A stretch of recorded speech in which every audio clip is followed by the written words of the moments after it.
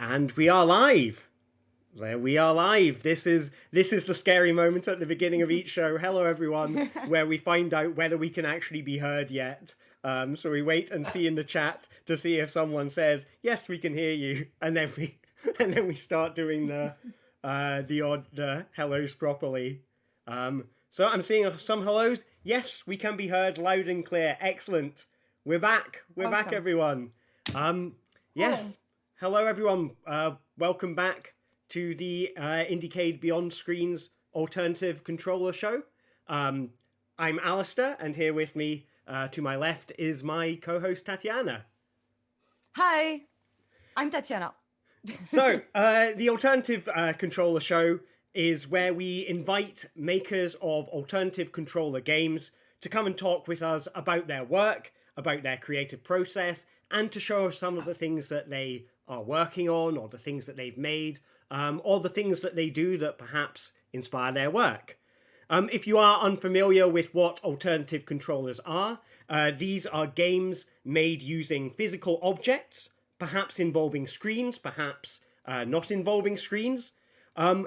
And they involve kind of building a new control interface out of these strange materials. You know, maybe buttons, maybe motion sensors, maybe a suitcase, maybe even, in the case of our guests tonight, a pot plant. So, without further ado, I'd like to introduce you to our guests, Jess Rowan Marcotte and Dietrich Squinkifer. Welcome to the show. Hey, folks. Thanks for having us. Thank you very much for coming along. Hello.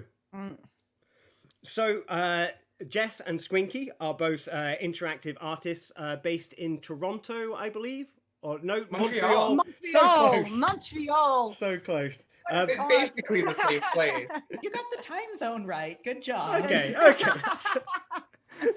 That's a plus. So they're based in Montreal, which shares a time zone with Toronto. So we thought we'd like to start the show by giving the audience a bit of a feel for the kind of work that you do. And so what we've got lined up for them is a little video of a game that you made together called Rustle Your Leaves to Me Softly. So, without further ado, I shall switch over to it now. And there we go. No. Like magic. Filament,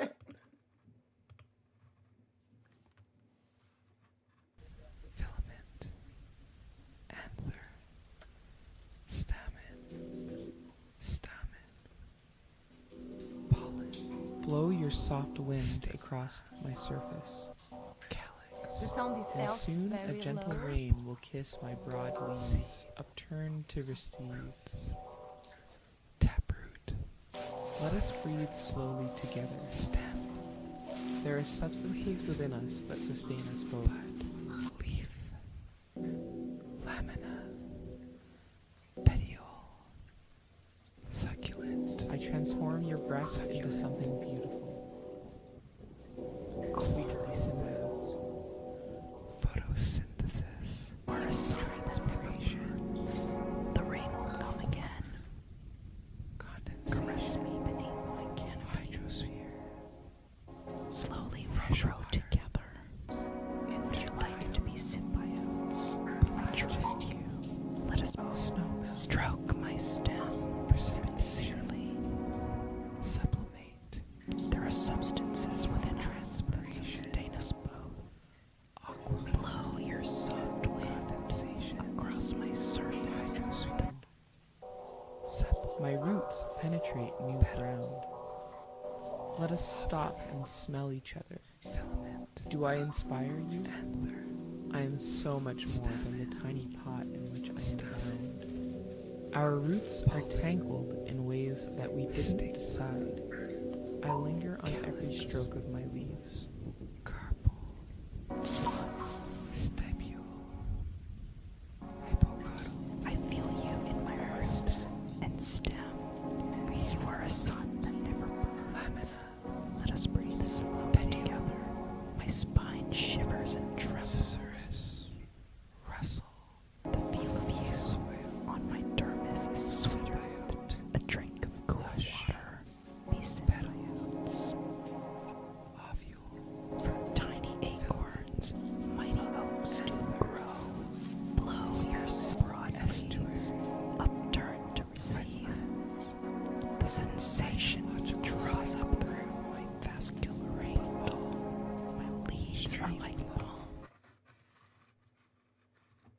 fascinating piece. It really is. Thank you very much. Tatiana, go ahead. Yeah, so basically, just correct me if I'm wrong, or should I call you Dr. Marcotte? Because I enjoy calling you Dr. Marcotte. So you are a game toy installation designer with, I quote, a general focus on queer, intersectional, feminist themes and design approaches. You like to explore, I quote again, awkwardness, vulnerability, and intimacy. This is something that you both have in common. For Squinky, I quote, you make weird games about feelings. So it seems that you have a lot of common points in your work. Actually, you worked a lot together. And maybe people could think we are talking only about altctrl, but today our guests, I think, are making much more than just alternative controller games. You explore LARP, like interactive fiction games, theatrical forms of interaction. This is something that you both did before meeting each other, right? Yeah, definitely. So part of my interest, I think, in like these forms is that when I started making games, I really loved games, but I didn't know how to program. So this was a way for me to use tools that were easy to pick up and start with, but then like add on other pieces that could add the complexity that I was looking for as a designer without needing to know how to like program a complicated system yet.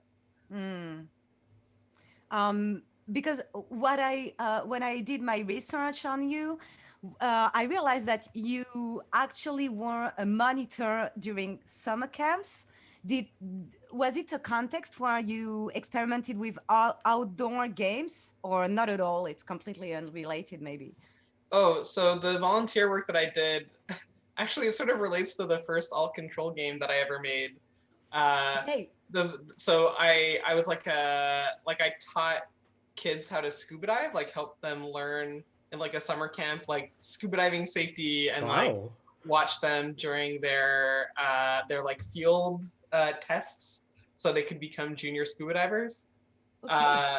So they were sort of like in the water a lot when I was with them. So I had to like find ways to like, keep them happy and not drowning, but I didn't have to like interact with them as like a summer camp counselor, really.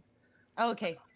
But the first game that I made was actually like for a class that I took with Pippin Barr called the Curious Game Studio, and it was basically all about like kind of breaking games, like breaking best practices, and like I think the phrase that he uses, like games that tease rather than please. Right. And so for that class, I wound up trying to like make a nitrogen narcosis simulator, which is like what happens when you go really deep underwater. You get kind of loopy, like it's a little bit like being drunk. And so like I wanted to simulate that. And so like I used my scuba diving equipment and like made it was an asymmetrical game where one player just had to like wear a bunch of scuba diving equipment while they tried to like play this keyboard and mouse game of tic-tac-toe versus another player who was like totally fine, no equipment. That's amazing. Okay. Yeah. When was that? That was in 2013. Okay. So basically, was that your like first approach to what we could call altctrl game in general? Yeah, definitely. That was like the first thing that I made that I would call altctrl stuff, but it's also one of the first games that I made. It's like maybe the second or third. Okay. So that's something that is an experience that is different for you, Squinky, right? The first game I found from you was from 2002. So you were 16, right? Yep, I was 16, and the game I made is exactly as embarrassing as anything you would make when you're 16 is. Great, we have a video for that. Maybe we can show the video of this game.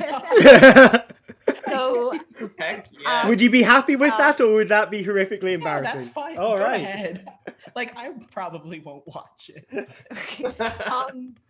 But that's interesting because your first approach is basically, we can show the video without the sound and keep on talking on it. Perfect. So the name of the game is Qburned Backbone PI, and it's interesting because it's a first approach. Your first approach to game design is actually through narrative design. Basically, a lot about storytelling is happening in this game. Why did you start making this game? Like, you're 16 and you tell yourself, I will make a game. Yeah, well, I was just a really, really big fan of LucasArts point and click adventures, like Monkey Island and Grim Fandango and all of those games. And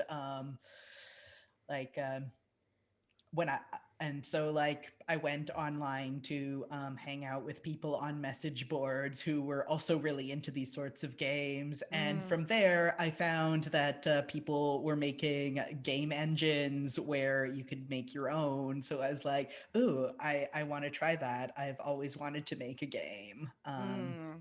So I did. Basically what I found is that between 2002 and let's say about 2014, you made over, so I couldn't count them all, but you made over a dozen what you called amateur adventure games, or what maybe we can call interactive fiction, and another dozen of short games. So with different technologies, right? Like Flash, but before that, directly in JavaScript. And so you experimented with a lot of text for almost 12 years, basically. And you evolved in the way, well, it seems like you evolved a lot in the way you're trying to convey a message and storytelling with more and more experimental things like choose your own adventure games, right? How did you come up with this yourself? Like, how did you tell yourself, oh, this is too easy, I want to explore the margin, I want to explore the uncharted territory? Yeah. Well, like around that time frame, I also worked a few game industry jobs. So like one of my very first professional game credits was remastered and re-released a few months ago, which was the Telltale Sam and Max series. Wow. I recommend checking that out. My name in the credits got updated since transitioning, so that was pretty awesome. Oh, that's great. But yeah, so I always just was really, really into interactive narrative. I did narrative design before that was really a job description. Both on my own hobby solo projects and in my junior industry jobs, I would be doing narrative design of some kind a lot of the time. And so yeah, I just really got into telling stories interactively. Yeah, and that's not the only reference I had to, if I can say this, to movies, in the sense that you are experimenting with the format during those years. I mean, you are experimenting also, I would say, aesthetically. I'm thinking about games like Dominique Pamplemousse. Well, the full name, I think, is Dominique Pamplemousse in It's All Over Once the Fat Lady Sings. This is interesting because we can feel in these games that you start experimenting with collage and stop motion, which is not something that we see a lot in video games. So it's not yet altctrl, but there is this way of using physical, tangible stuff to convey the experience. Maybe we can show a bit the audience what Dominique Pamplemousse is looking like, because the vibe it gives is awesome. I really liked it. There we go. I've got that live on the screen now. Awesome. How did you get this idea of going to stop motion and this kind of aesthetic? Yeah, well, again, when I was like a teen, I like that was kind of like the first time I started playing around with stop motion. So like when I was in high school, I took an animation class and we did a bit of claymation, and then like for a while like didn't really do much with that. But then like maybe around 2011 or so, I'm like, you know what? I want to do some stop motion stuff. Like what I wonder what it would take to do that. And so did like some tests with the art. And I went deliberately for this very like lo-fi aesthetic, kind of like to mask my own limitations as an animator. And also like working with physical objects is also in a sense masking my limitations as as an artist in more conventional like game dev forms. So yeah, a lot of my career in games, especially on my solo projects, has been like creatively circumventing my limitations and then like creating something even more interesting out of them. Well, from constraints, you have original stuff coming up clearly. Sorry, Alistair, Yeah. I didn't want to interrupt. I was just going to say that's fascinating because it's something that certainly I feel is true, within my own work. A lot of the alt controller stuff that I make is kind of held together with cardboard and gaffer tape. And it's an aesthetic that I kind of grown to like. There are kind of advantages to that, and it tells a nice story. So I don't know. I find it reassuring to sit here that there's, that there are other creators who have that same perspective, and I agree with you. Like, it's amazing what things come out of that you wouldn't have been expecting.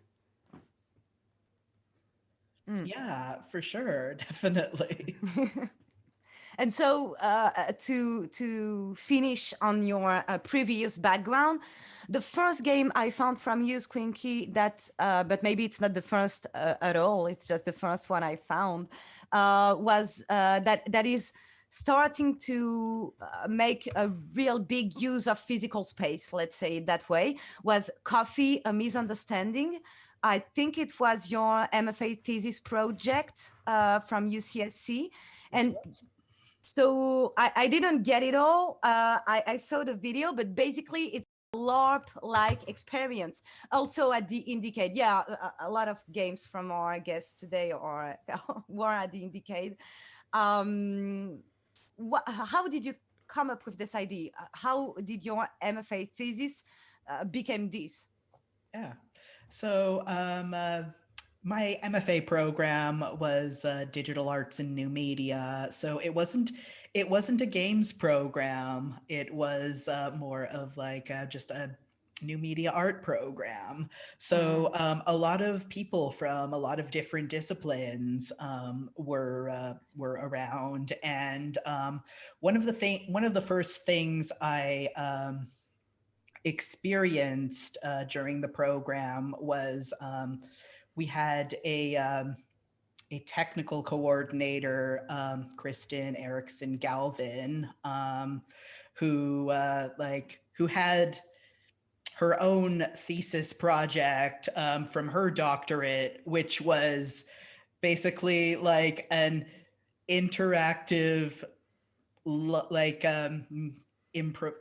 quite improvised, like musical theater simulator, where everybody wore earpieces and were given commands, and then it would result in a very, very bizarre theater piece. And that was like one of the huge things that inspired me. So like when I developed Coffee, A Misunderstanding, it was originally like just an interactive narrative game.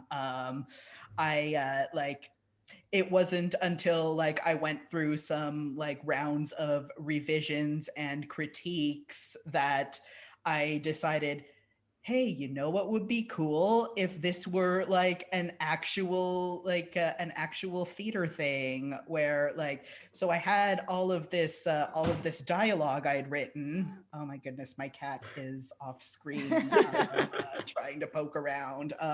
Sorry about that. But yeah, so I had this entire like interactive narrative game pretty much written, and so I took all of this text and turned it into like and sort of like turned it into this interface where like you would get like two audience volunteers up on a stage, and you would give them a smartphone, and it would like show you the dialogue lines you were supposed to say. So you have these two characters who are like talking to each other while staring at their phones, which I kind of loved. It was like just delightfully awkward and perfect. Like originally I thought about having them use teleprompters, but I was like, oh, they can just stare at their phones. That's even better.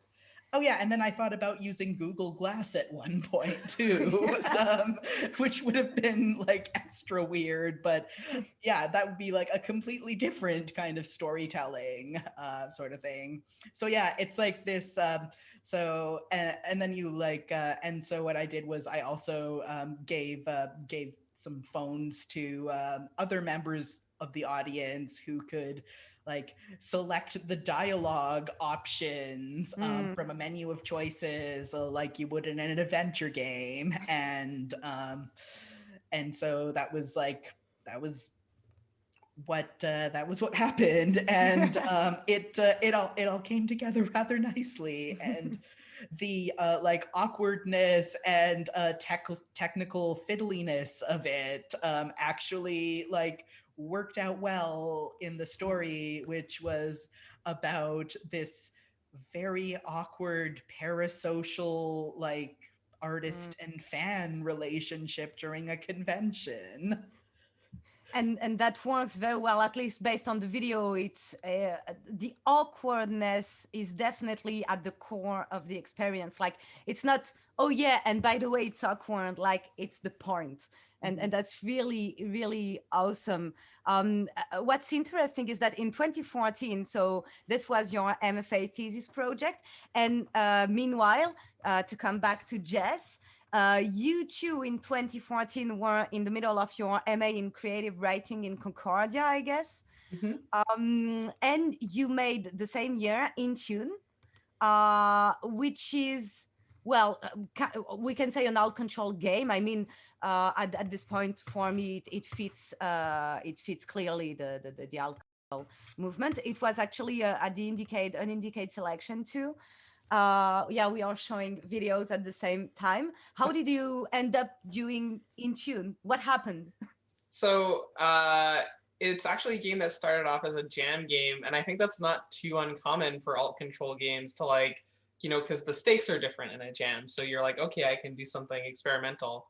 And it was part of Boob Jam, which was like all about thinking about alternate ways of representing like breasts in games other than like in a sexualized way. But from there, we thought a lot about like what kinds of interactions happen every day to us that we don't necessarily think about as being about consent, but that are. So in Montreal, for example, in the before times, we have this habit of like doing like a double kiss. Like culturally, you know, like you'll get kissed by like random strangers or like people who are like you might have just met them and they're just like, yes, let me kiss your cheeks. And you know, or like, I don't know, sharing space on a bus or something like that. And we started to think about like how we could talk about consent in like both non-sexual contexts and also in like ambiguous contexts, like what it means to touch someone intimately, violently, as friends, like all that sort of stuff. And so along with Alison Cole and Zara Smith, we sort of built up this game in a weekend. and then realized that this was something that we wanted to continue working on and continue thinking about. And like I think at the moment, like in that moment, you know, it was like yet another wave of like VR excitement. And so like this was a game that like was like the opposite of VR in a lot of ways. Yeah, taking the game out of the screen and put it in the physical space. Yeah, exactly. So we want to explore like ways of practicing like consent, not as something that's just like given and taken, but as negotiated, as like ongoing, as like a back and forth, something that can be like, yeah, like constantly renegotiated. And yeah, so that I think those are like the ideas that we were playing with there. And like we learned about what the game was as we watched people play it in different contexts. So like we were very grateful for Indicate for that. Like we were able to, you know, take it to E3, and that was like a super strange context for it, but super beautiful and unusual. Or like night games, or like different contexts like that. And it was interesting to see like when we say like a soft no, like a no that's like not actually the word no, like why are we saying it, and how do people hear that, you know, like what causes people to like push boundaries, but also how can we like be listening for unenthusiastic answers, things like that. Yeah, it was really interesting. The game really unfolded itself beyond its origins as we got the chance to like play it with people and talk about it with people. Yeah, you embrace very sensitive topics in both you both do that. That's really interesting as time is moving on. And before getting into the games you made together, after that, the basically there is, I will make so it's a bit brutal as a transition, but I wanted to talk about Traces. Because we will later have a surprise related to Traces. So there are 5 years in between these two games. Both are related to sensitive topics, I would say, or sensitive is maybe, well, topics that are not often addressed because it's hard to do it properly. And it's not the kind of topics that you cannot do properly. Traces is a bit different. It's also an alt-control game. Maybe I will let you talk about it, actually. So Traces is a game about the experience of being a transgender person in North America in like circa 2019. And what's interesting about this game is like, I think you're right that these topics are like these intimate topics, these like these awkward topics, these like potentially uncomfortable topics do feel like there's like an element of danger to them. And in Traces, it was like I was partially trying to think of ways that I could make my practice sustainable in terms of facilitation. So I really like involving humans and involving facilitators and acting and interactive theater practices, but it's also, it can be extremely draining to, you know, to run these kinds of games like again and again all day long at a festival or in a playtesting context. So with Traces, I was trying to find ways that I could like facilitate really intimate moments and really vulnerable moments, while also like taking care of myself as a facilitator. And what's interesting, I think, about Traces is that I initially thought that I was making it for other trans people, and that sort of like, oh, but probably most of the people that play this game as playtesters will be cisgender just by the numbers. But as it turned out, like one of the things that I learned from Traces was, I guess that like in sharing like difficult moments, it might feel like that's all that there is about like the trans experience. So it's like a sad, difficult, intimate, like that there's like a misery to the trans experience. And I think that's something that like I sort of accidentally overemphasized in the game. And then when I had like my trans playtesters play it, they were sort of like, you know, in the framing of this game for the future, what might be important is that like in the debriefing, which is an important part of this practice for me, the idea that like we talk about the experience afterwards and we kind of like, there's a moment of like release or like transitioning back into like daily existence, that I highlight that like, you know, trans lives, if and when they are sad or difficult, are not that because trans people are trans, but because of transphobia. And so yeah, this was a very deeply personal game for me, and one where I was thinking through how to care about the player in like a intimate and like difficult context, but also how to care for myself and for like the people that are touched by the topic that I was talking about, like other trans folk. Yeah, that's a difficult topic, and we've it looks like a two-sided coin. Like it being perceived as something miserable could help people empathize, but the problem is it feels like it's all there is to it, and it feels like it's because in and of like the misery is coming from the experience itself, which is much more due to the context based on what you are saying.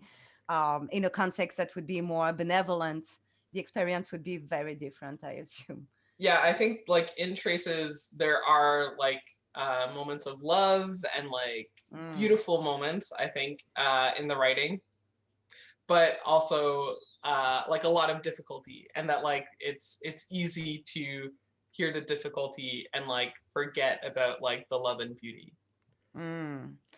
That's this kind of difficult topic. Oh, sorry, Alistair. No, what I was going to ask was like, because you know, with it as an alternative controller game, with you know, and you've got physical people there, you know, taking part in the experience as you know, facilitators as well as participants.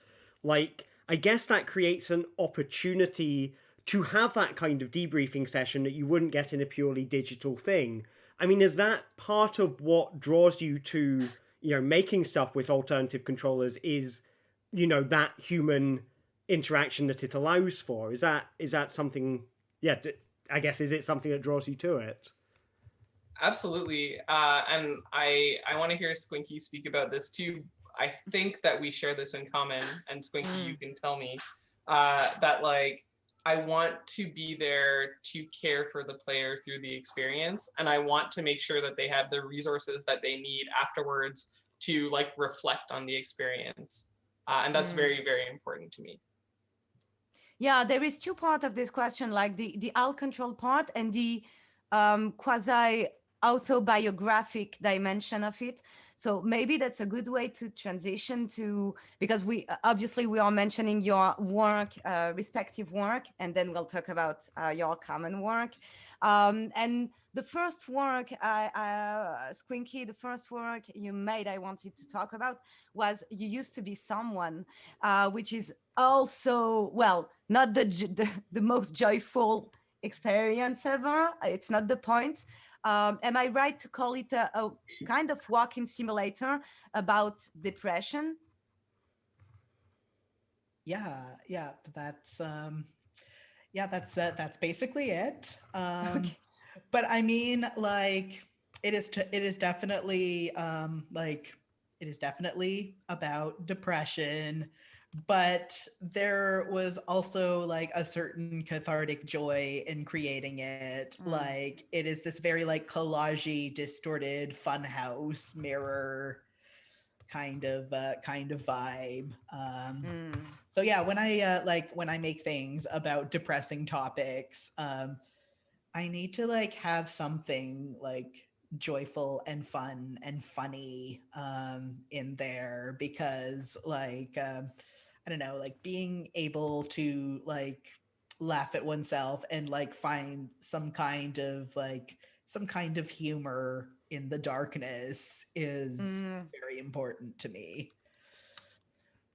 and that's not, I mean, not all your games are about this, but there are something I really like to mention. Would you say that making these games is a way for, well, is kind of maybe it's exaggerated, but a form of therapy for yourself? Does it participate in your own self-reflection in a way, or not at all? Absolutely. Okay. Like in a lot of ways, like designing games is in a big way like how I make sense of like things I'm experiencing, like especially when I'm going towards like a more autobiographical route. It's like, yeah, it's very like, what am I trying to express with processes and systems, and also like the aesthetics that come with that. Like I'm not like writing a book or making a movie. Like the interactivity is the point. So it is very therapeutic to think this way. And I think like, I feel like it has definitely like come into my general like view of the world. Like I try not to look at things as sort of like discrete like objects or whatever. Like I see processes behind everything, like politically, socially, economically, everything. And like, yeah, and the very common expression, the personal is political. It's there's a lot of that going on as well. And you also both do things that are more, well, lighter in the tone. I'm thinking about for you, Jess, Unlock and Pack, and for you, Squinky, Robot Slow Dance. Games made around 2019, 2020. So sorry, Alistair, for the queue. I'm talking about two different games. That's all right. I'm So following. let's start with, okay, cool. Let's start with Unlock and Pack. Maybe Jess, would you like to talk about it? Because it's very different from everything we talked about so far. I feel like it, at least. Well, interestingly enough, like for me, it's since it's a project that fits along with two other projects, like in a triptych. But I think this is a game where I gave up control a lot about the meaning of the project, and I also wanted to work against type and test myself as a puzzle designer. So I'd been designing puzzles for like my tabletop RPG group for many years. I realize now that like a lot of my puzzle tastes are shaped by them. But I wanted to play with this idea of like an escape room where the puzzles actually had meaning and made sense in their context. So like an escape room, like I often find, and this is not the case for all escape rooms, there are many lovely escape rooms, that there's sort of a disconnect between what kinds of puzzles you're solving and like what the narrative of the game is, or like what the meaning is by the end of it. So like these like really high tech things in like a room that's like themed around an Egyptian pyramid or something. I don't know. Yeah. So in this case, I really wanted to have something that like had like a through line between what you were being asked to do and like, the game asked you afterwards. So because it's a Jess game, inside each puzzle there is a question that players are asked to answer, and they leave their answer for future players, so future players can read them and also answer.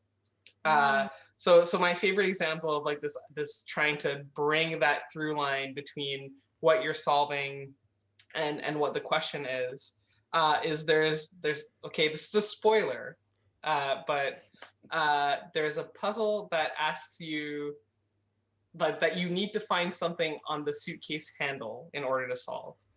And then once you solve this puzzle and open it, inside it says, what do you hold on to when things get hard to handle? And one of the clues earlier on is hold on, you can handle this. So we're like bringing in like these different like playful meanings and like trying to like build towards this thematic question. And so like each puzzle in the box is like related in that way. But yeah, I was trying to do something a little bit different from my other projects, but also keep within themes of like reflection and like, yeah, that type of area. When people are playing it, do you kind of expect them to be coming in with kind of sort of a meditative vibe as they come into it? Or is that something that you're trying to kind of conjure up through the process of them playing with it? So it's definitely something that I try to aim people towards and facilitate through the play. So there's no time limit for this game. You can ask as many hints as you want. It's framed as like an act of like care and an act of like getting to know the person you're solving with or the people that you're solving with, like collaborating and like growing closer through solving through like a shared struggle. But like 100% of the time, people are like, gotta go fast, gotta use no hints, because that's the escape room framing. Yes. So it really like breaks with people's horizon of expectations around escape rooms. Yeah. But certainly like at the start, like I think both people who are familiar with my work, this is like totally not what they expect from me. This like these challenging puzzles, and also people who are familiar with escape rooms. It's like, wait a minute, like what is this like reflective question or this no time limit, like low key, lower the stakes, like setup for an escape room. Well, that's interesting because just a year before doing Unlock and Pack, you were working on an escape room, Sandra's Keys, and with a really difficult topic in general, and treated through an escape room is like, I've never seen anything like this before. So the theme for the audience is older adult mistreatment, basically. And was it the start of the reflection you had later, a year later, on Unlock and Pack? Yeah, absolutely. So that was a project that I consulted on with ACT, Concordia, and RECA, which are two groups that advocate for older adults and are also feature older adults advocating for themselves about these topics. And so as part of that, I played a lot of escape rooms, and also like I had the chance to sort of think through, like how puzzles could be thematically connected to potentially difficult topics, or like to meaningful topics. So for sure, I think there's a through line there. Yeah, it makes sense. Squinky, for the last game before talking about all the stuff together, Robot Slow Dance. So again, a game that is, I mean, it makes sense that it's yours, but a bit unexpected in the portfolio at this time. So how did you came up with this idea of first working with animatronic diorama, basically? Yes. So like that was inspired by a couple of things. Jess and I both like to make games contained in suitcases or briefcases. And we'll probably like talk about the project where that started once we get to our collective work. But like, it's like, there's that, and like we had also just taken a trip to Ars Electronica to show Rustle Your Leaves to Me Softly. And while wandering around looking at the various exhibitions, I saw like a diorama that had a robot in it, and I was like, oh, that's adorable. I have forgotten what that installation was called, but something about it definitely stuck with me, and I was like, oh, how can I want to make something animatronic. How do I do that? So like, yeah, I actually built the robots out of like these these kits that were meant to like hold a camera on them and Oh, move yeah. it around. And had like motor attached servos. So I was like, oh, this looks like a cool thing to like build a little robot on top of. So I got 2 of those and made them dance. And like as for like why I made that game at the time I did,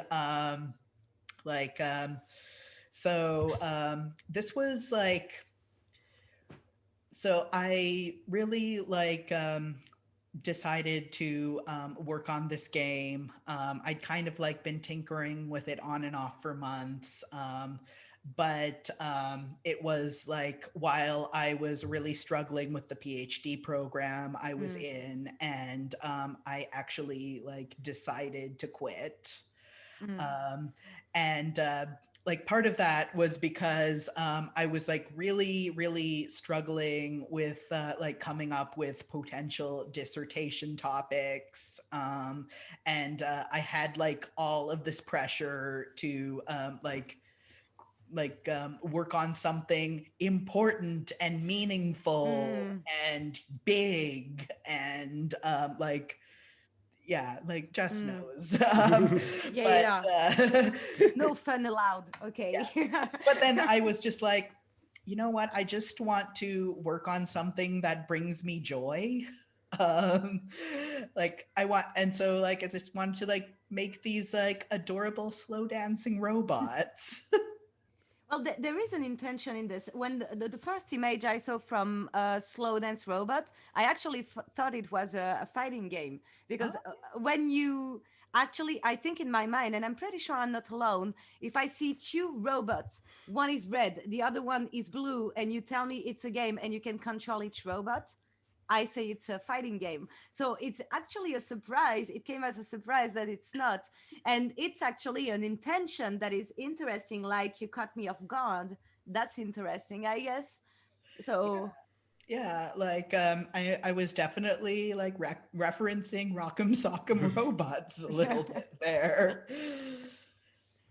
But yeah, to come finally to the games you made together. So I may be wrong because I really had a hard time finding this, but I think your first alt-control game together was in 2016, and it was Most Sincere Greetings Esteemed One.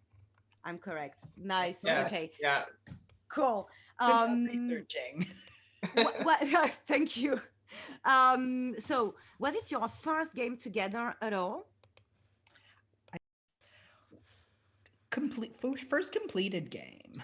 Yeah, Okay. Okay. We started another project first, but that's still a work in progress. Yes. Okay, from 2016. So yeah, a long work in progress.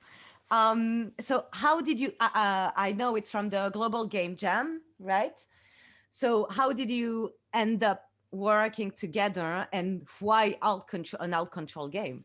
So Squinky and I have known each other since 2014, I want to say. Yeah, well, you were showing Intune. Yeah, Okay. and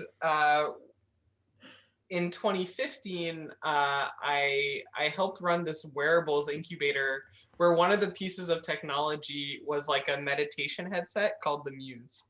And at that time, like the poor participants in that program had so much trouble getting the Muse to do anything useful. Like it was just like it's a technology that requires really, really perfect conditions. Right. And one of the projects that got made like involved like a totally faked use of the Muse. Like the Muse was literally just a prop. And I was like, I want to do something like that. Like it looks impressive, you know, we're gonna make people put on this meditation headset. We're gonna pretend that it's working.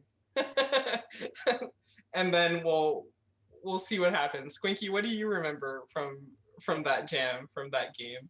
So what I remember was that, like, on my way to the game jam, I was waiting for the elevator, and like 2 people like came up right in front of me and were just like, "Oh, hi," and then like greeted each other and had a big conversation. And then the elevator came and went, and I was just like. And so so eventually I got on the elevator and it was okay, but I was kind of like, why are greetings? How are greetings?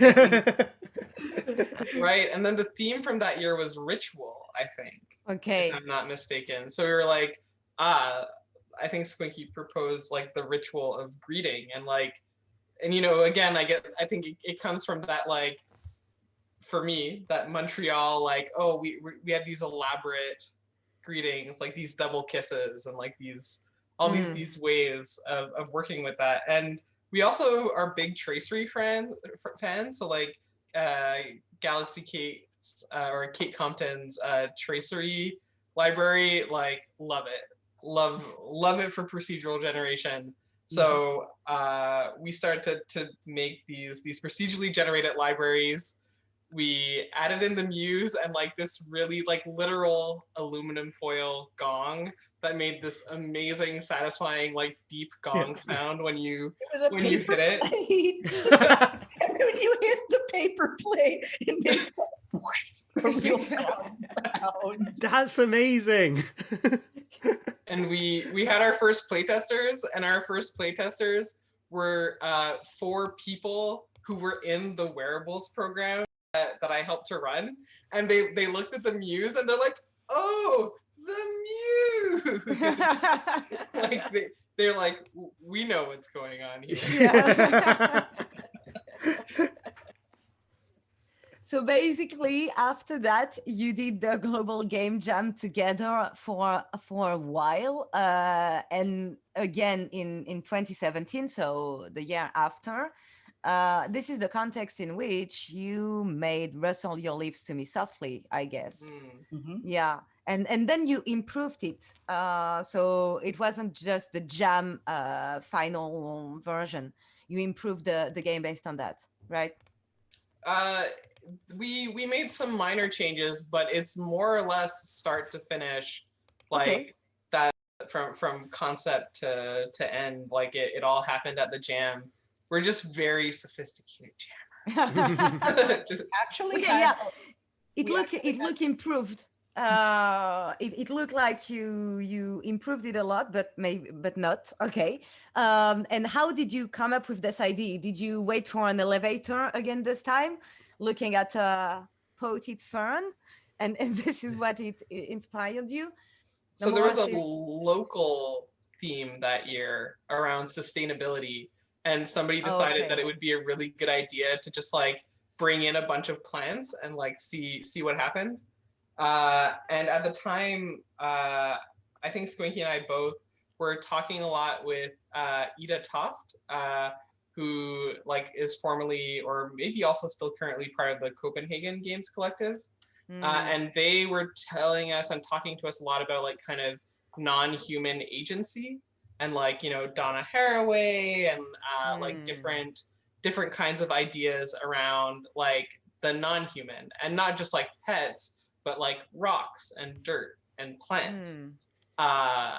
And I think from there, because it was a jam game, we wanted something playful. And I think it was someone else that came up with the idea of the ASMR specifically, but we're like, okay, like what if you dated a plant and the plant started to like whisper ASMR at you? Yeah, I definitely had ASMR on my mind at the time. Okay. And this idea of can we say that? Anthropomorphize? Making human the plant. Making human a plant. Basically, that's what I'm trying to say. Anthropomorphize. The plant. I mean, it's interesting because there is always this innuendos, but you never cross the line of making it fully sensual or even sexual. Everything is very suggested, but as it's a plant, it makes the whole experience very poetic, actually. I mean, of course, there is a dimension that is funny, like, oh yeah, the plant is like talking back to you when you caress it. But when you go beyond this, the whole experience is very poetic, actually. What happened? How did that happen? You worked a lot together. You've been working a lot together in 2017. You started to know each other a lot, I guess. So I think like one thing that comes to mind for me is that it really was like a process of like trying to not make it a joke, like being like, okay, like this is a funny idea, but like what if we take this seriously? Like what would it be like to be a plant? Like, and so it's difficult, right, for like a human to be like, what is it like to be a plant? They live on like totally different time scales from us. You know, we know certain things about them, but we don't really understand them as like thinking entities. We know that some respond positively to touch, and others don't. And like we were playing with that idea, and we wanted it to be, I think, very sincere, even though like the concept was at the outset like a bit absurd. And in terms of like the poetry, that was also like very intentional. But like as soon as I started to look up plant words, I realized very quickly that like a lot of the language we use like in human sensuality and like in romantic poetry is very like tied to plants, like plant words like, you know, root and like like just many other words too. I think like just like seem to have that like human sensuality embedded in them already without us having to like actually talk about sex. Yeah, we heard that in the video. We showed the audience earlier, but for the people that joined us, we strongly suggest you to have a look at the video online of Rustle Your Lips to Me Softly, because the text is the main work, I would say, in this is about the text, like this the way you interlock the vocabulary coming from plants and a vocabulary of human sensuality. I say human because we wouldn't use those words for other animals. Is actually what struck me, like how you manage to find sentences, the right words all the time to suggest thing. It's hard to find words because I'm not as good as you to find the good words for things, but there is a really somewhere between poetic, something that is very pleasant as an experience and yet awkward and yet weird from time to time. That's a really hard balance to find. I have to admit that this game really impresses me for that.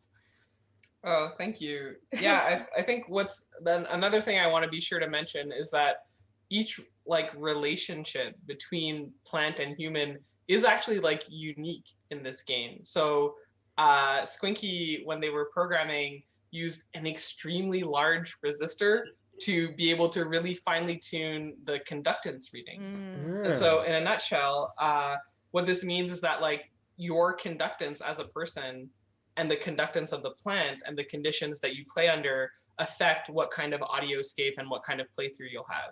So Squinky, for example, I mean this with love, Squinky is very moist. Like, you know, like Squinky has like very like a lot of conductance and like very strong connections to the plants. But I had to like make sure that the plants had the soil was like dampened, and like I had to, depending on the plant, I had a lot more trouble connecting with them. Oddly enough.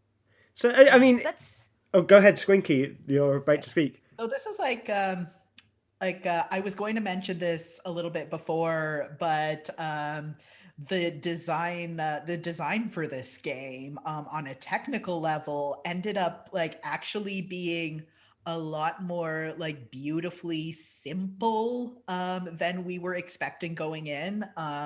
Like we expected to like have to do a lot more with sensors in order to get the kind of activity we wanted, and we expected to like have to like use a lot more equipment or do a lot more complex programming. But like while I was playing around with it with like resistors and stuff, I just felt like it's like, oh, if I use this like 1 million ohm resistor, I can get readings from these plants. Like I can get them to just like spit out a number, and I can use that number to decide what soundscape you get and what layers you get to hear.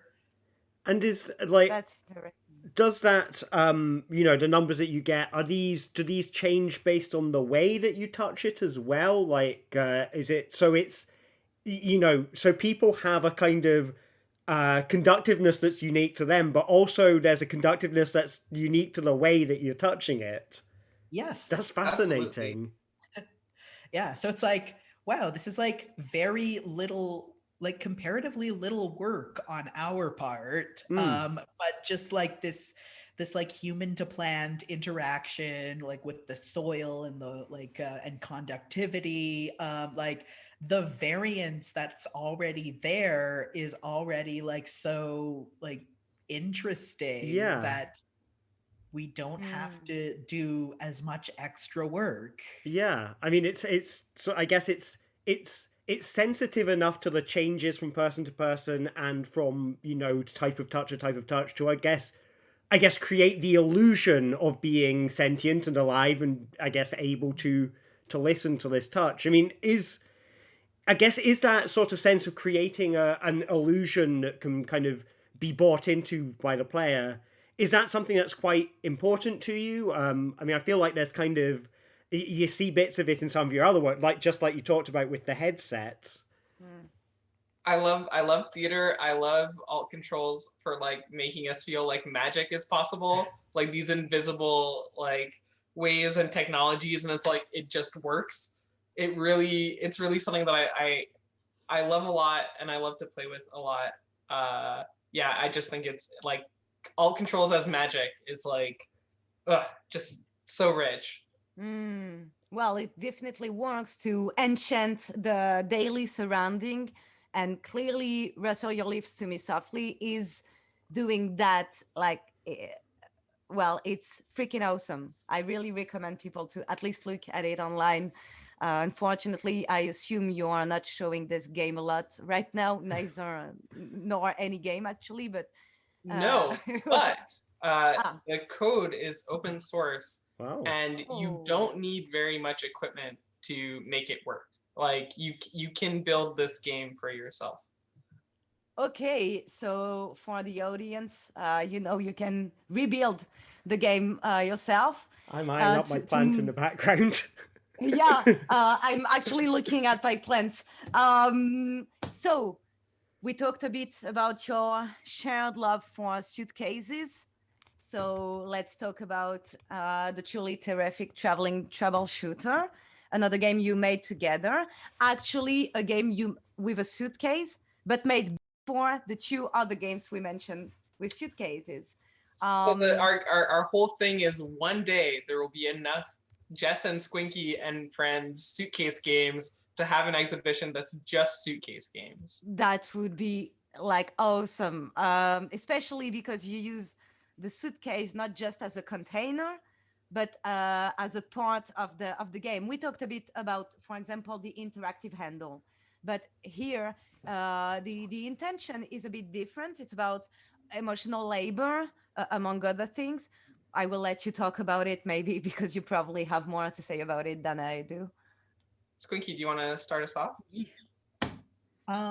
Yeah, so like as I was alluding earlier, it started with finding this suitcase, which I randomly found in the thrift store when browsing one day, and so like I brought it home, and was like here, I found it. It's a suitcase. But like before this, we were talking about like exhibiting games at festivals and how like when you're like bringing in some kind of alt control installation, it's always like such an ordeal to have to travel with your equipment. So we were kind of thinking like, you know what? Our next game should just fit in a carry-on suitcase. So yeah, so I found the suitcase, and it started with the suitcase. And then like I was doing a lot of crocheting at the time, and like Jess is really good at sewing and embroidery, so we decided to like say, oh, well, we already like things where you have to touch things. Let's find some conductive thread and make these like fiber arts thingies and objects, and and hook them up to and hook them up to some electronics. Like really visceral objects too. Like I think like almost all the objects in there, like if they weren't made of like textiles and fiber arts, they would be kind of like a bit gross to touch, like an eyeball or like a set of teeth or like a fish or like a, you know, like these things that are like they have an implied tactility to them and an implied like visceral nature, I think, in a way. Including that diploma. But yeah, so and we were thinking a lot around like radical softness and this like hard shell containing like soft innards of a game sort of thing. And we were thinking like this was around the time where that meta thread around emotional labor was going around. And we were like what if we valued emotional labor the same way we value other kinds of labor, and how can we like how can we set this up so that players can like explore like what it means to do emotional labor for each other and like how we value that labor. Yeah. So I basically made an active listening simulator.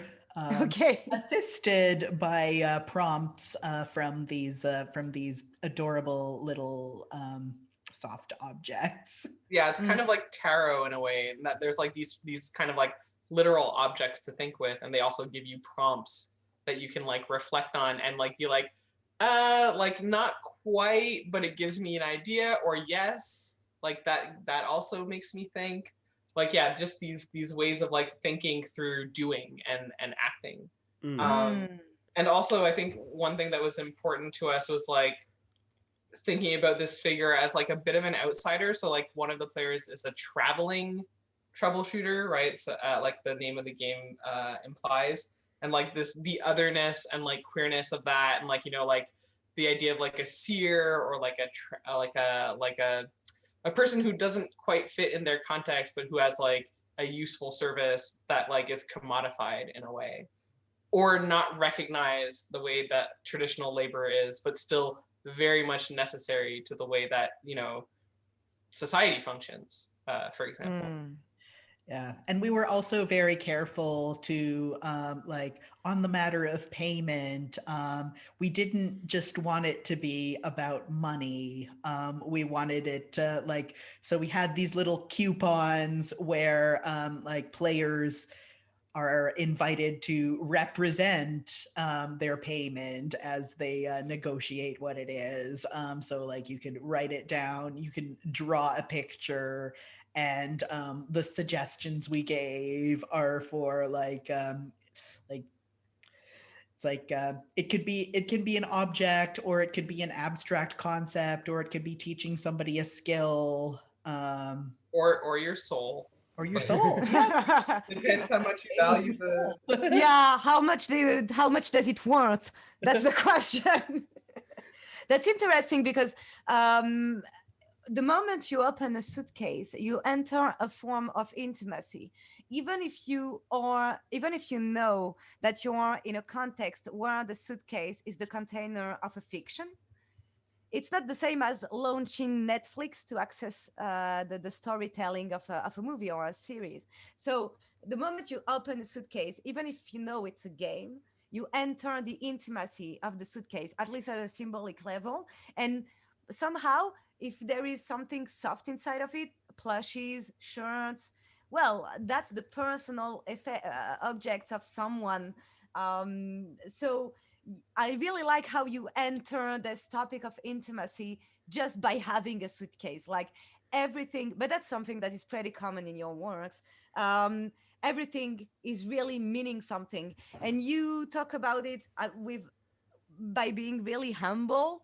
But surely that's fascinating how it feels like every little detail is meaning something, and yet you talk about it like it's, yeah, sure, the main game is like this, and but yeah, like every moment of the experience is designed to provide this experience. It's fascinating.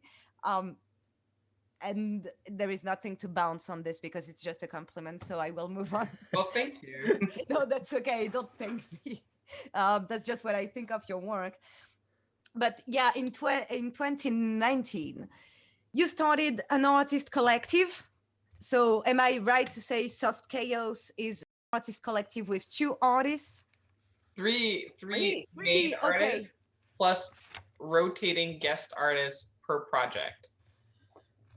And we're working very hard on turning it into a workers co-op this year, which we're very excited about. But yes, in 2019, we made our first project as Soft Chaos. Yes. Okay. Yeah, there is Allison saying hi. So Hi, Hello, Alison. so obviously someone from the collective, I assume. So far you did two games. You made two games with the collective, really officially under Soft Chaos flag, let's say, branding, or I don't know how to call this. This is Fine from last year, which is, so I will try. It's kind of a LARP playable at home. Mhm. In a sense, okay.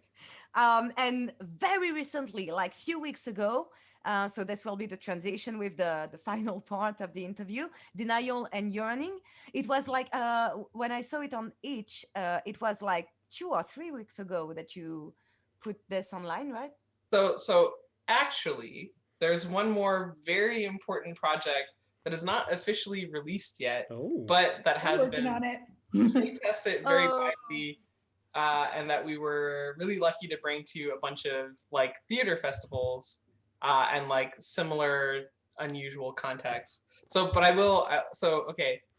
Denial and Yearning is a under the Soft Chaos banner, but mostly guest artist work headed up by Allison, actually, around making a trashy lesbian romance novel in 3 acts and role playing pieces of that novel. So you start by like creating an author, you create the cover page, you create like these two leading lesbians, and you go through denial, yearning, crisis, and hopefully a happy ending at the end. Obviously a happy ending at the end. How this is the trashy lesbian romance. How else could it end? Just for the audience, so basically it's kind of a GM-less role-playing game, to put it really simply. Yeah, so our first project together was for the Golden Cobra LARP competition, and we wished that it weren't quite so prophetic. I think at this point. So it's about it's called This is Fine, an apocalyptic networking event. Okay. And so in that game, you play people who are trying to network while like the apocalypse is happening around you. And I feel like it's a little too real, unfortunately. But we were lucky enough. Well, I mean, we're very grateful to win the Golden Cobra for best apocalyptic LARP. But then we had to start living it. The other project actually is a response to like the pandemic, really, and trying to move these kinds of interactive, intimate theatrical experiences online. And that's called Strangers on the Net. And in Strangers on the Net, you play a teenager who loves to role play in a fandom online in 1999. And so it explores like, our themes are right there, like awkwardness and intimacy, thinking about like who you might have been in 1999 if you were a teenager then, or if you imagine yourself as a teenager then, thinking about like, you know, what beliefs we hold as teens, what relationships we form, and like what we might think of those now. Squinky, do you want to say a bit more about that? Oh, there is a video actually, right? Yeah, On we Vimeo. made a video. Okay, I will send that to Alistair right now. Yeah, it's the video is like mostly audio focused because this is a game that is played over Discord, and there's a bit of a twist between the two acts of the game that I don't necessarily want to spoil, but that's a game that we made to try and like bring this kind of live facilitated experience into the online realm, and we're very happy with it. We were inspired by like IRC and teenage feelings and awkwardness and like, you know, Buffy and like Pokemon roleplay, you know, Okay. as one does. And like No, I don't know. But... we were also inspired by some other games played over Discord, like Banana Chan's The Nexus. This Discord has ghosts in it, and long-time listener, last-time caller. Yeah, definitely a fan. Yeah. Okay, Alison put stuff in the chat for people that would like to know more about this game. So you can follow the link. Yeah, that's cool. We have someone for the links. So just to wrap it up and move on to the second part, basically what's new for you? Jess Marcotte is now Dr. Marcotte. That's pretty recent. Woo! Like March 15th was the defense. It's very new. Yeah, like it's real news. Like it's breaking news. 10 days ago, Marcotte became Dr. Marcotte. And for Squinky, you're working right now because we'll come back to your PhD just after that. Squinky, you're working on something that is Squinky and the Squinkets presents Second Puberty. It's a series of short games, 7 short games. But first, it's related to Squinky and the Squinkets. Yeah.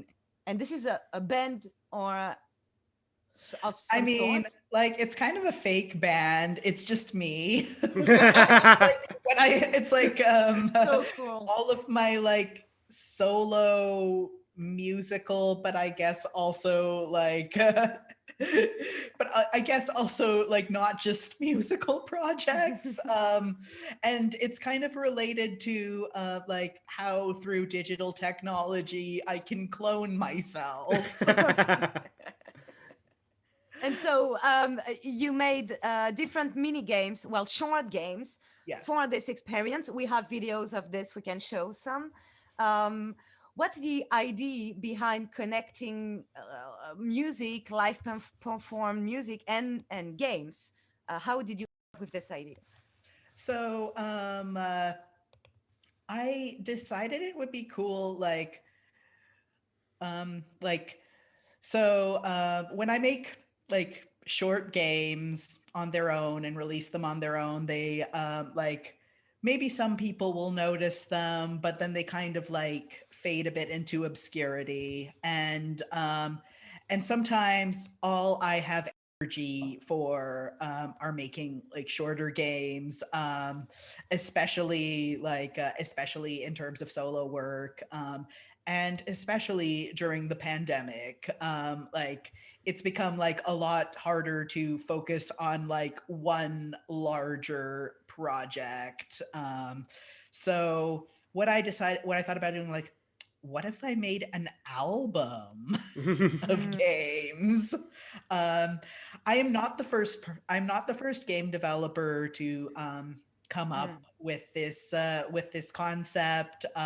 Like the one that I saw before was called like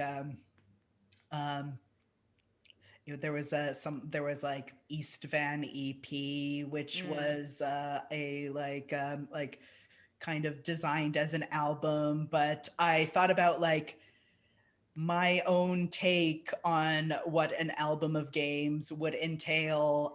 So like I would sort of like give myself a theme, but allow myself a lot of freedom within this theme, to like kind of just like design these games and like see what comes out, and like allow myself a bit of like a bit to like surprise myself. So right now, 4 of the 7 games are finished. I have like I am just wrapping up the 5th game, which I will like probably like share some documentation of like in the next couple of weeks or so once I have Okay.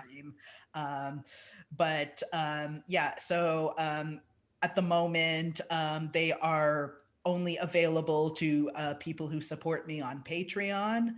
But when the whole album is done, I will release it to the public. Awesome. Is it related to the music you played with Squinky and the Squinkets? Kind of, a little bit. So like, I mean, like, it is related in the sense that music does feature heavily to some extent in each game. Like, I try to like do interesting things with like layering the music dynamically, according to like what you do in the games. So like it kind of feels like it feels a little bit like a performance that is like controlled by the player. So that's a perfect transition to tell the audience that among basically you play the euphonium. I play a Right. lot of instruments, but the euphonium is one of them. the major ones. And we asked Squinky to play us something. Squinky offered to, and we say, yeah, that would be awesome. So without further ado, a musical performance.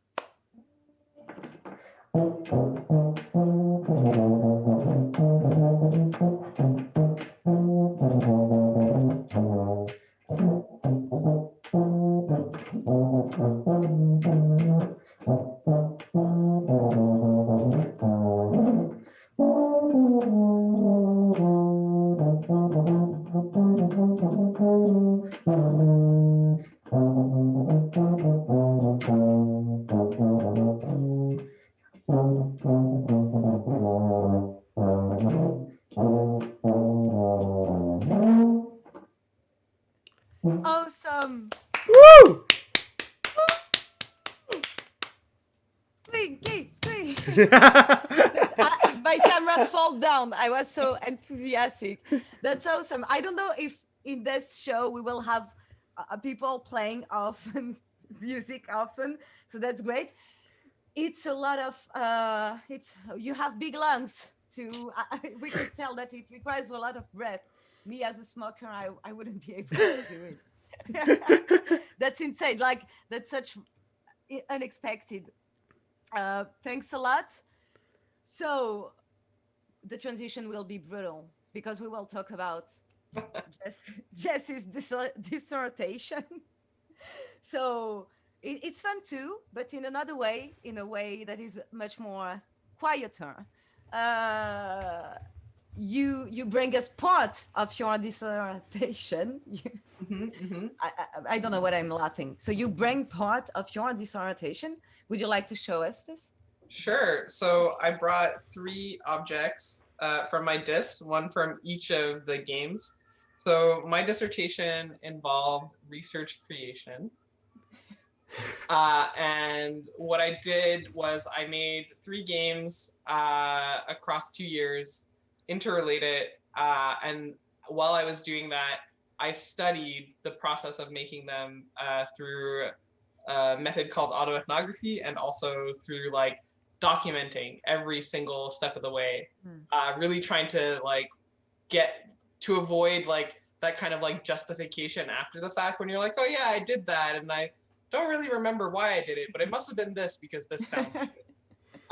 And so that's like the project in a nutshell. So this triptych, the first being a game called Flip the Script, which involved basically using puppets as a way to get people to talk about a very difficult question, which is what's something that's happening or that happens to you in the world that you'd like to see change, that you think other people like also experience. So kind of like how, like what's something that you think you share in common with other people that kind of sucks about your experience.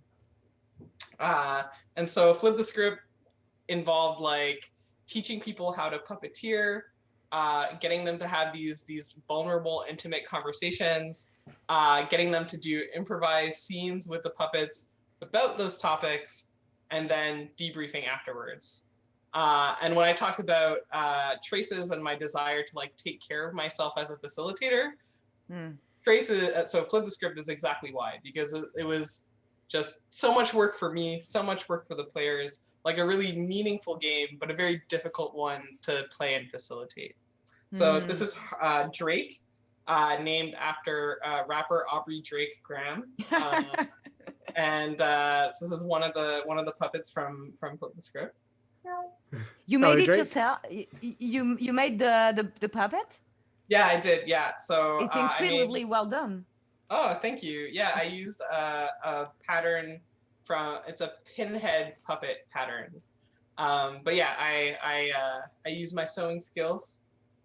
And the second object is the controller from Traces. So there are 3 of these. In a nutshell, how Traces works is I embedded RFID tags inside of sculptures, and I sort of do custom level design every event that it goes to make a path through the space. And from there, what happens is players take this basically tricorder looking thing, and they go around looking for the traces on the sculpture, while they're also trying not to get caught by other players who are playing a game called Act Normal and pretending that they're people from 2019. So the way that you experience the game is by like finding the traces in the space and scanning them, and then text appears on this screen, and you can also simultaneously listen to them. So that's like an accessibility question for me, to have the audio and the text at the same time. And the last thing that I want to show you, I hope one day I'll be able to bring to more places too. I will interrupt you just a sec, because there is something Alistair and I didn't mention. The audience, we need your participation right now to suggest objects for the last part. Alistair, come at the rescue, please. That's right. We are coming towards the end of the show, so we will be playing. There will be one final segment in the show before we head off, and that is the ideation game. Haven't thought of a better name for it yet. We will be, Jess and Squinky will be coming up with ideas for a new game or piece of hardware or experience based on your suggestions. What your suggestions will be are objects. So we need you to type in the names of objects into the chat. You need to, if you begin what you type with an exclamation mark, and then write the name of an object, so maybe a spoon or a can or whatever you can think of, type that into the chat. That will go into the object pool, and then when we're ready to start the game, we will randomly select 5 items from the pool. So get typing away, exclamation mark followed by something, and that will get added to the toolbox for Jess and Squinky to make a game out of. Really looking forward to that. Yeah, sorry for the interruption. It was No just worries. to have a break. Let's come back to the third project you bring with you. So we've talked about the truly terrific traveling troubleshooter. We've talked about robot slowdance. This is the third suitcase game, Unlock Unpack, the escape room in a suitcase. And I am going to show you that.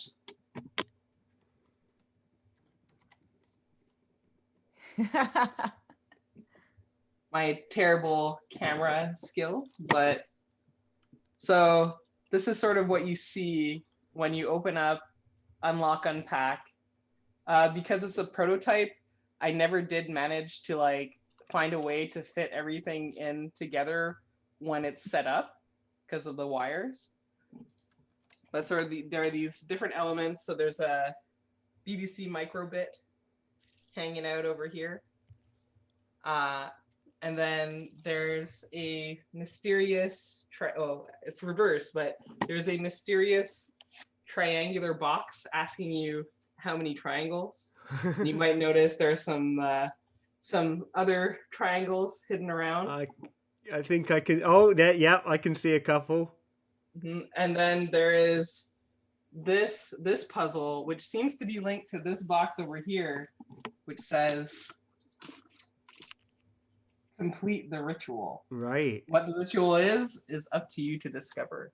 And because I don't get to show this game right now, I will show you this hidden panel. I wonder what this could be. I won't show you anymore. But yeah, so that's the last thing I want to show you. This is the third dissertation project. And I guess like the through line there for me is like increasing or decreasing negotiations of control between me and the player. So first game, flip the script, lots of control and lots of effort on my part to really like mediate and facilitate this experience. And then second game, trying to like offload some of that onto like pre-recorded things, and also getting like audience and players to help out with that. And then this third project, which is like completely directed by the players, and I'm just sort of there to help out if they get stuck. I mean, that's I guess like this idea of having a kind of human facilitator in the game, and I think that's something. I mean, we've seen it in your work, Squinky, as well, with the stage performances, with, and it's forgotten the name, the awkward conversation. Copy a misunderstanding. That's the one. Thank you very much. But I guess what we're seeing here is that, you know, these are situations where having a human facilitator is an important part of the process, and that's something that we don't usually see in video games, like, at all. I mean, do you think that's something that's an opportunity that games could tap into that, you know, that they haven't really tapped into yet? So like, a thought that I had before when this came up in conversation was that a lot of like online harassment events, particularly the one in 2014, really like inspired me in particular, and I'm sure other people too, to like, it's like, wow, there is something about like these like disembodied online interactions that has really been bringing out the worst in people. Like, how do we bring back that human element into games culture? And for me, I think that humanness is incredibly important. I think facilitation is an opportunity.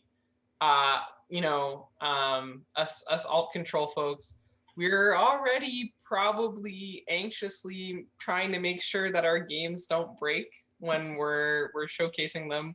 We're already kind of there, and like that's one level of like care and facilitation to begin with. But yeah, like there's so many opportunities to leverage around like, you know, thinking about what mechanic and what interaction belongs where. So like, you know, sometimes that's tech, and then you have these beautiful, like, you know, simulated experiences of magic. And I think that sometimes that's also like the human experience. And yeah, basically huge amounts of opportunity. Bad News Game is like one game that comes to mind for me, where it's like, you know, beautifully facilitated. And this is a game where like you have to deliver news about like, that someone's loved one has died, and you have to find the right person, and you have to talk to them first.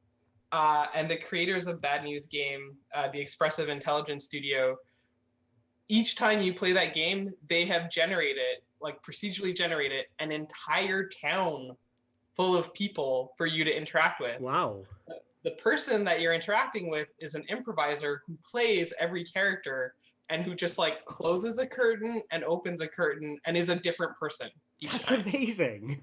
It's beautiful. It's so affecting. Like, Wow. yeah, I think yes, there are many ways that we can negotiate like what technology's role is and what facilitation's role is and like the physical objects and like stuff in between too. Yes. And I guess, when you have a situation like that where there is, a risk of coming across, something that could be emotionally quite difficult for someone, is to have someone there, the facilitator, who is kind of prepared for that eventuality, that is not going to come as a surprise to them.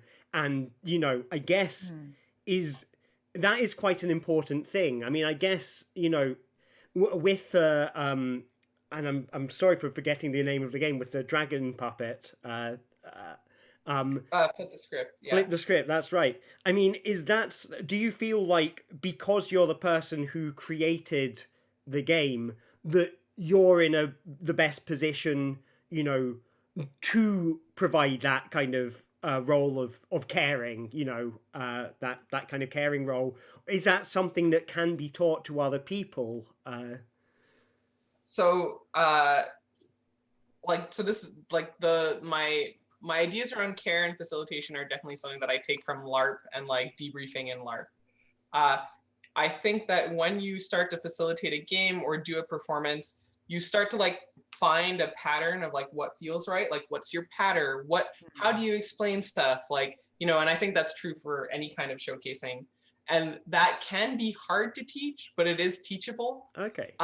However, with stuff that's like really very, very fraught or very vulnerable, as a matter of like trust and care, it can be difficult as a designer to be like, oh, like, I'm going to teach you how to facilitate. And like, if something goes wrong, it'll be fine. Like, I feel a very personal responsibility to the players and to whoever I have like helping me with facilitation. So I think it can be taught for many of these kinds of games.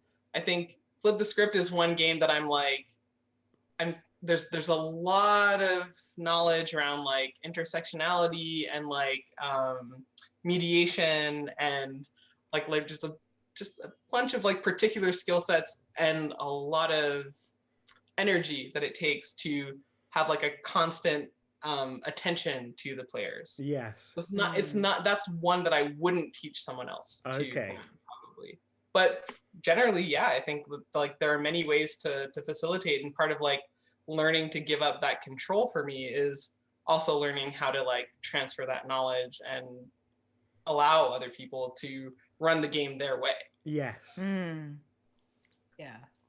But like, I think there's also a lot of value in like games made for limited audiences or for like just very, very specific people at a very specific point in time. Like, not everything needs to be massively reproducible. I think of Elizabeth Sampat's Deadbolt, which is a live game that I believe was exhibited at Indiecade at one point, where like Elizabeth is the only person who can run the game, and it's always like a carefully selected group of people.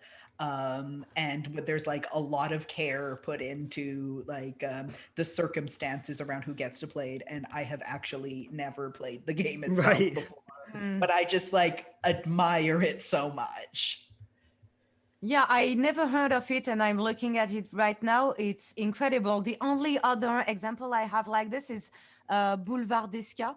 It's a game made by, it was a team during the Zoo Machines, which was a game jam in the north of France dedicated to altctrl games, basically. And Jonathan Van Hoeve was working on it. And basically what they did is a simple electronic game, but they put it inside the wall in this French city in the north of France, and they put like concrete on it. So this game, it's not like it's a unique game, but it's unique in the sense that you have to go Boulevard d'Esca in this boulevard, in this city, which is a small city, to play that small game that is embedded in the wall. And there is the 9-volt plug that is always like hanging from the wall. So you have to bring your own 9-volt battery with you to play the game. And this idea for me has a lot in common with this idea of actually we can play the moment we emancipate from this idea that we have to make everything serialized and playable by maximum with a lot of players and so on. We are free to do so much more, like on-site stuff or unique games that only exist as memories. And that's really something fascinating about this. Oh, thanks for the link to Boulevard Discount. I will put the link to Elizabeth Tempat too in the chat for people that would like to see it. Deadbolt is the name of the game. Deadbolt, yeah. Fantastic. Well, I'm really sorry to have to speed things up towards the end, but unfortunately we are starting to run out of time. So we are going to have to zoom straight to the challenge. So we've had a big range of suggestions come in from the audience. I've got 5 of them queued up. So I'll leave it to Jess and Squinky for you to talk between yourselves to figure out what game you're going to make out of these. And then once you feel like you've got an idea, you're invited to pitch it to Tatiana and myself. So these objects are a sleepy cat, a princess tiara, Chardonnay, a lychee martini, and an egg. So what games do you think you could make? You have a few minutes. Cat, princess tiara, Chardonnay, an egg, and what was that other one? A sleepy cat and a lychee martini. Lychee martini. Ooh. Well, I think our friend Allison already designed this game. Yes. I'm joking, but this makes me think of Anthology of Intimacy, which is Allison's master's project, which has a game where you are part of a throuple and you drink a bottle of wine and talk about like your old relationship, like you used to be a throuple in high school. Anyway, that's my immediate thought. Yeah. Ooh, okay. The tiara. I can provide 2 sleepy cats. Yeah. I got one sleepy cat right next to me. Okay, so Princess Tiara, this makes me think of dress up. So my I guess, I don't know, I'm into process. So like I always start on paper. Like I always like start with like kind of like a bubble brainstorm, connect the mind map kind of situation. So I'm thinking of sleepy cats. I think everyone or like many people will have access to one of these. That's good. Mhm. Princess Tiara makes me think of dress up. What are you thinking, Squinky? I mean, like egg. Yeah. Love eggs.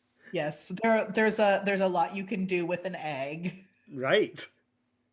And like, is it just like a raw egg or a boiled egg or a decorative egg or? I don't know, like these food inside. Like I'm thinking that it might. Oh, you know what it makes me think of is Princess Bride and the dude with like the poison wine and stuff. Yes, like maybe there's something around like this is like a very risky game to play. It's edge play because you've got like this raw egg and this alcohol. I don't know. Yeah. You have to. Does one of the players have to have an immunity to iocane powder? Immunity to raw egg. Can you cook it? Like, can you kill salmonella with alcohol? Yes. I think eggnog is a thing. Yeah. Oh, yeah. Okay. So it's a game where you make eggnog. I'm loving this. So you make some eggnog. Make an eggnog for a princess. Mm-hmm. Okay, so is the cat like cats are judgy, right? So like maybe the cat is the Yeah. judge. Maybe the Definitely. cat wears the princess tiara. This is their badge of office, right? Like the cat wears the princess tiara. Oh, okay. So you put the princess tiara on the cat, and you can't wake the cat, right? As soon as the cat wakes up, your time to make the eggnog is up. So it's like a timer. Like you start the timer by putting the princess tiara on the cat. When the cat wakes up, you lose. We're done. You haven't finished the eggnog. Right. So your goal is to make eggnog within this time limit of sleeping cat who has been disturbed by having a princess tiara put on them. Or as long as the cat will tolerate the princess tiara, you're still in the game. Right. Yeah. So there are many difficulty levels depending on how much your cat likes having clothing. I guess we've got 3 different cats already, so Yeah, we've got some different modes to play on. And Jess's cats are both harness trained, by the way. So Oh yes, I have adventure cats. fantastic. They Well, tolerate harnesses. I mean, I feel like we've settled on a quite a strong pitch here. Do you want to deliver it? What's the 1 or 2 sentences you would put onto itch for this? Oh, maybe we need like a name for it Oh, first, and then I Yeah. feel like we can make a strong pitch around a name. audience. So hair of the cat that bit you. Oh, yeah, hair of the cat that bit you. The eggnog challenge. It sounds like a TikTok trend, right? Oh, we Yeah, could do so- like a licensing deal with BoJack Horseman and make it Princess Carolyn's eggnog challenge. this Okay. is brilliant. So Squinky, how do you want to pitch this? Like 1 sentence at a time, Great passing idea. off, or what's the Or 1 word at a time. 1 word at a time? You Have a cat. you Love to drink.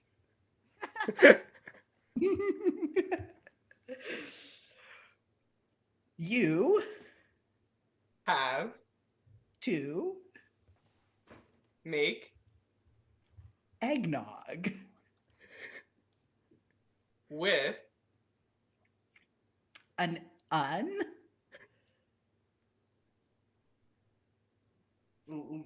lychee martini. say egg Sorry, so well. With egg, And Chardonnay, tiaras must remain on the cat. or You lose the Oh. game. Brilliant. Fantastic. we should do all pitches like this. Yeah, you. Uh, That's the way to do a pitch, I guess. That's awesome. I'm really Yeah, sorry that's to the hair of the cat that bit you. I'm really sorry to cut this short, but we are going to have to move to the ending now. So, Squinky and Jess, thank you so much for coming on the show. It has been an absolute pleasure having you here and to see all of your work, to talk to you about the things that you've made, and to hear this fantastic upcoming game, which I'm assuming is going to be the next thing that Soft Chaos puts out. Yeah. Thank you for having us.